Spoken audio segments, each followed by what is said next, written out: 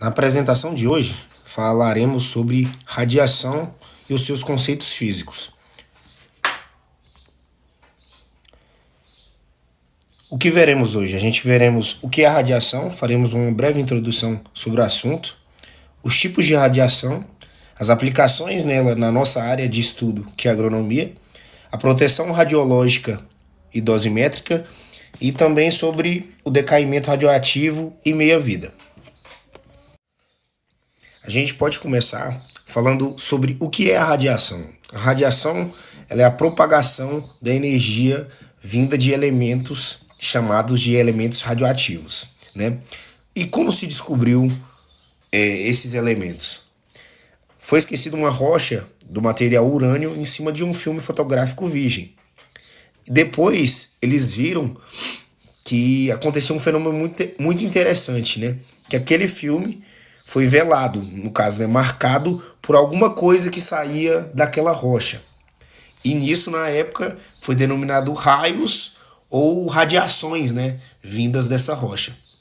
Então, outros elementos também, como o rádio, o polônio, eles apresentam essa mesma propriedade, né, porque eles têm a massa próxima e eles têm um núcleo muito energético. Então, eles acabam tendo, né, esse excesso de partículas, né, ou de cargas também, e ele tende a estabilizar-se emitindo algumas partículas, né?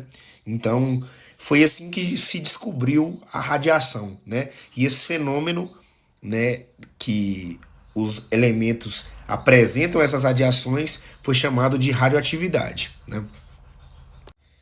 Existe uma diferença entre a contaminação e a irradiação.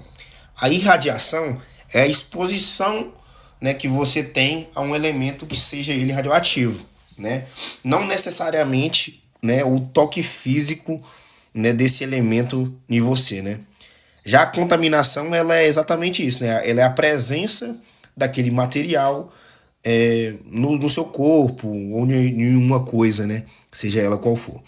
Então, a irradiação ela é a exposição, né, de um objeto, o que pode ocorrer a alguma distância, né? Não necessariamente muito perto, mas sim alguma distância, sem né, o necessário toque. Já a contaminação, ela implica, né, de você ter aquele material, né, no seu corpo. Então, irradiar não significa contaminar, mas contaminar, né, você vai muito provavelmente ter essa irradiação. Tipos de radiação, né? Iremos ver agora sobre corpuscular, que é quando a partícula, como na radiação, vem em formato de partícula, né? Primeiro, radiação alfa, ou também pode ser chamada de partícula alfa. Um dos processos de estabilização de um núcleo com excesso de energia é o da emissão de um grupo de partículas positivas constituídas por 2 prótons, 2 nêutrons e da energia a elas que são, né, associadas. São as radiações alfa, né, com núcleos de hélio, um gás nobre, por não reagir quimicamente com, né, os demais elementos da tabela periódica. Outra forma de estabilização é quando existe no núcleo um excesso de nêutrons em relação a prótons. É através da emissão de uma partícula negativa, um elétron, resultante da conversão de um nêutron em um próton. É a partícula beta negativa, ou também pode ser chamada somente de partícula beta. No caso de existir excesso de partículas positivas, é emitida uma partícula beta positiva, chamada de pósitron, que é resultante da conversão de um próton em um nêutron. Então, a gente pode concluir, né, que a radiação beta ela é constituída de partículas emitidas por um núcleo quando da transformação de nêutrons em prótons, né, que resulta em partículas betas, e de prótons em nêutrons, que faz a partícula beta positiva chamada de pósitron. Já a radiação de nêutrons ela é um tipo de radiação que ela é composta por nêutrons livres, né, que são partículas de carga neutra, que são liberadas durante processos nucleares como fissão ou fusão, né? E esses nêutrons, eles podem interagir com a matéria, causando ionização indireta e danos a alguns tecidos. Então, são esses três tipos, né, de radiação corpuscular. Agora nós iremos ver tipos de radiação, no caso eletromagnética, que ela se comporta em formato de onda, né? A gente pode começar falando sobre radiação gama, né?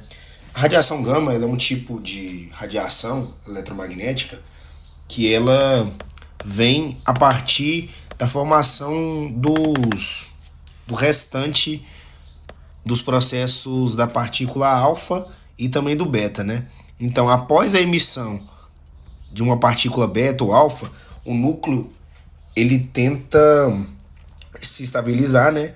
Mas ele ainda tem um excesso dessa energia, né? Então, ele acaba emitindo esse excesso de energia em formato de onda eletromagnética da mesma natureza do que a luz e é denominada ela chamada radiação gama, né? Tem uma alta energia e ela é ionizante, né? Então, ela tem um poder gigante de penetração na matéria e ela é capaz de atravessar muitos materiais, né? Então, a pele humana com muita facilidade ainda mais. Já os raios-x, eles são um tipo de radiação eletromagnética que também de alta energia, né? Eles são gerados quando os elétrons eles são jogados rapidamente, só que ao momento que eles são jogados, eles são freados ao colidir com um material que ele é denso.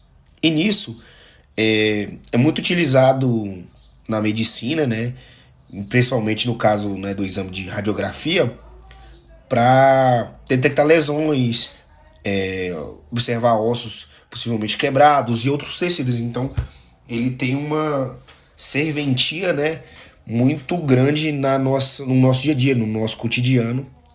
Então, graças ao raio-x é possível, né, observar essas lesões no corpo humano. Então, ele também não causa ionização, ele não é ionizante, então ele não causa dor, é bem rápido e é pouco invasivo, né? Então, o raio-x é uma radiação eletromagnética, né, que é capaz de tirar imagens, né, do interior do corpo humano. E para fechar a parte da eletromagnética, a gente pode falar de outras radiações, né, que não são ionizantes. O que é não ser ionizante? Ela não tem uma energia, né, uma frequência que seja muito alta e suficiente para remover os elétrons dos átomos. Então, né, isso faz com que elas não tenham energia suficiente, né, não causam danos, por exemplo, né, na gente, né, nós seres humanos, né, não causa danos no DNA ou nos nossos tecidos, né? Então, essas são, né, os tipos de raios não ionizantes. Então a gente pode dar exemplos: a luz solar, micro-ondas, Wi-Fi, né, lâmpadas, são tudo radiações que não são ionizantes, mas que são de grande serventia também para a gente no nosso cotidiano. Dualidade onda-partícula, né? Esse conceito, dualidade onda-partícula, surgiu na física quântica, né, quando os cientistas começaram a ver que partículas que são subatômicas, né, como próton, nêutron, elétron, ele pode se comportar tanto como uma partícula ou como uma onda, dependendo do experimento que você, né, está fazendo ali em questão. Partículas, né, são quando há uma massa ali em um local definido, né, igual o elétron, ele orbita em torno do átomo, né? Já a onda são perturbações, né? São perturbações que se propagam através do espaço, né? E você pode ter ondas de água, ondas de luz, ondas eletromagnéticas, enfim, outros tipos de onda, né? Existem alguns experimentos que, né, mostram como essa dualidade ela se manifesta, né? A gente tem um comportamento ondulatório, né? Então, tem alguns experimentos, como o da dupla fenda, que partículas como o elétron, eles criam padrões de interferências característicos de onda, indicando o que eles estão se propagando como ondas e passando por ambas as fendas simultaneamente. Então, o elétron ele é jogado pela fenda e no experimento dá para ver que ele passa pelas duas fendas ao mesmo tempo, né? Então ele está se comportando ali não como uma partícula mais, mas sim como uma onda dessa vez, né? Aí existe também outros tipos de experimento como o efeito fotoelétrico, que a luz ela se comporta como partículas que são chamadas, né, de fótons, que ele transfere energia para os elétrons, fazendo que eles sejam ejetados. Na conservação de alimentos, onde ela consegue eliminar alguns micro-organismos que estão em sua superfície. Ela também consegue retardar o amadurecimento dela, que é bastante utilizado para exportações. Porque, comumente, como elas passam por longas viagens, ela tem um tempo de maturação reduzido, para chegar a sua maturação aumentado, é útil, bastante útil.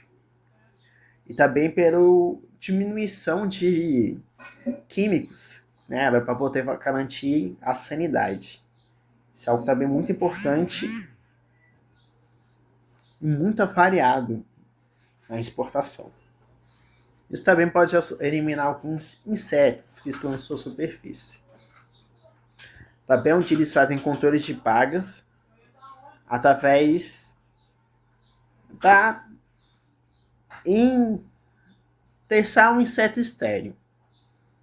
Como assim dispõe os insetos a certos níveis de radiação, onde tornam ele estéreo, liberamos ele no campo, onde ele casará com fêmeas, e como ele é um macho estéreo e alguns insetos possuem comportamento de caçará só uma vez, ou até mesmo que a caçarem múltiplas, você estará reduzindo a população daquele inseto.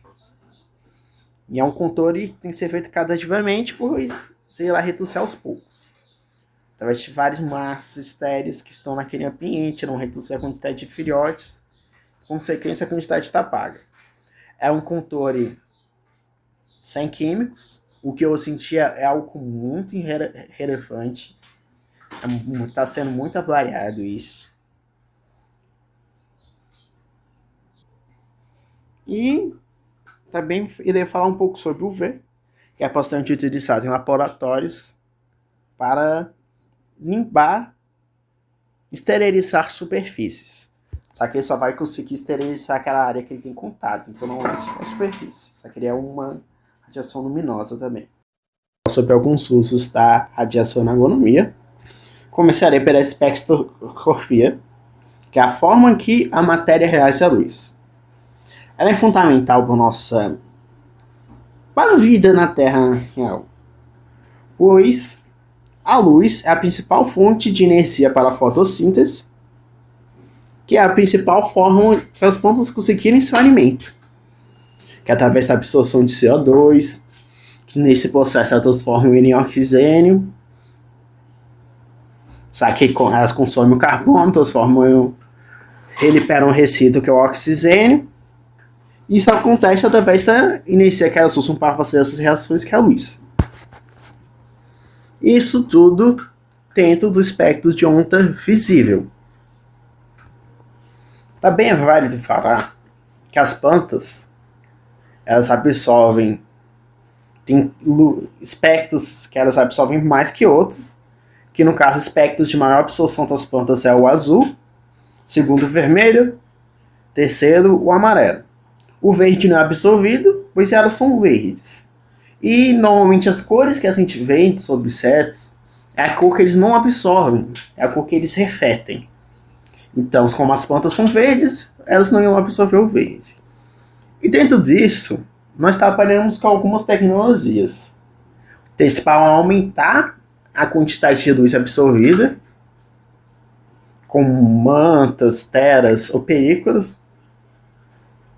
Por exemplo, em algumas estufas, são utilizados mantas que dentro delas existem estruturas similares a cristais que elas conseguem aumentar a quantidade de luz absorvida pelas plantas lá dentro, que aumenta a quantidade de fotossíntese, que é uma forma de utilizar isso. Também temos o caso onde a gente utiliza sombreado para reduzir a quantidade de luz disponível, que a gente, algumas plantas não toleram tanta luz como os outros, tentando replicar algo similar, e que acontece tipo em uma floresta fechada, onde algumas plantas que estão mais baixas, elas absorverão menos energia do que algumas que estão mais altas, então às vezes elas preferem aquele ambiente. Também é válido falar a respeito de luz produzida por painéis solares, que atualmente é muito utilizado em regiões arquícolas e até no meio urbano. Um exemplo que eu posso dar foi até recentemente, foi a visita técnica que a gente fez a um cultivo de cogumelos no Lago Oeste, e onde o produtor falou que reduziu sua conta de R$ 3.000 a coisa em volta de cento e pouco, apenas instalando painéis solares, o que mostra que é uma fiabilidade. Eu possuo uma fiabilidade muito grande no meio aquícola isso. Também a radiação também está sendo bastante usada no melhoramento genético, através da seguinte forma: nós colocamos a planta, a planta é colocada a uma certa quantidade de radiação, o que destrói alguns códons no DNA aleatoriamente, porque meio é complicado você escolher o que vai acontecer e você saber a mudança que vai acontecer. E através dessa destruição, dessa mudança genética aleatória, elas são cultivadas, analisadas e estudadas. Eu vejo qual que apresentou, qual habilidade, se elas conseguiram, se elas conseguiram alguma coisa, às vezes não tá nada.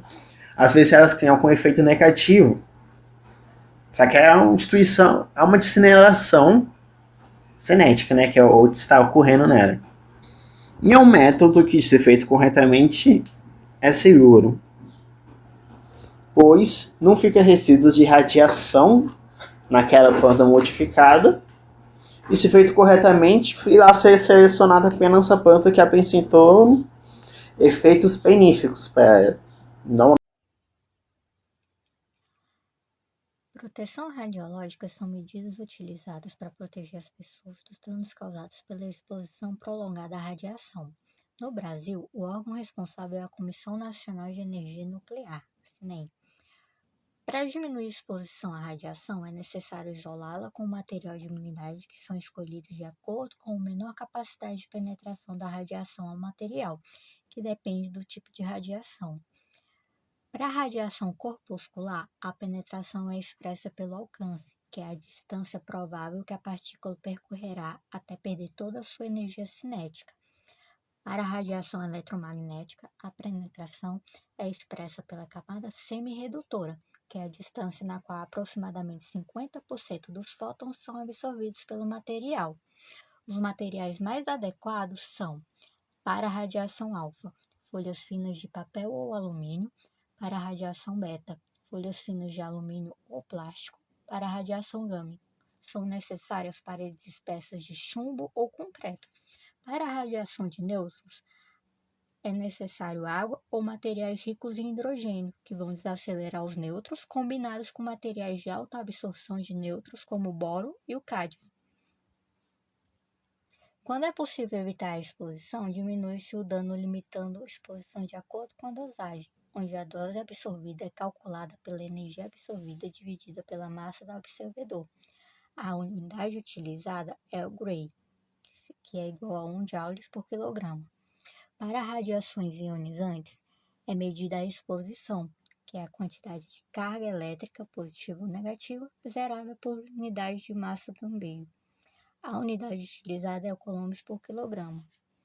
Cada radiação causa efeitos biológicos diferentes. A dose absorvida é multiplicada pelo fator de qualidade da radiação, que são 1 para raio-x, gama e elétrons, 10 para nêutrons e prótons e 20 para partículas alfa.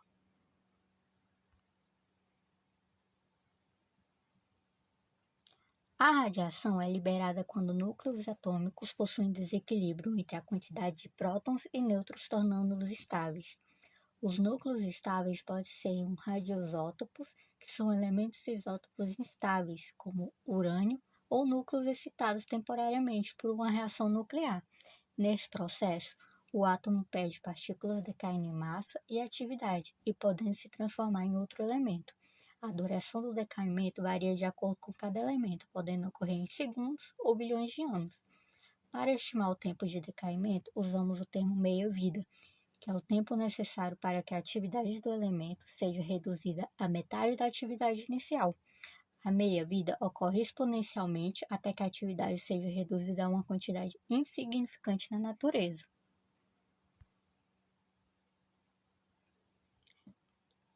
Concluímos que a radiação está presente no nosso cotidiano e pode ser aplicada de diversas formas na agricultura. Se utilizada adequadamente, é capaz de trazer muitos benefícios, porém é necessário ser consciente para evitar os danos à saúde e ao meio ambiente. Essas são nossas referências utilizadas e obrigada pela atenção.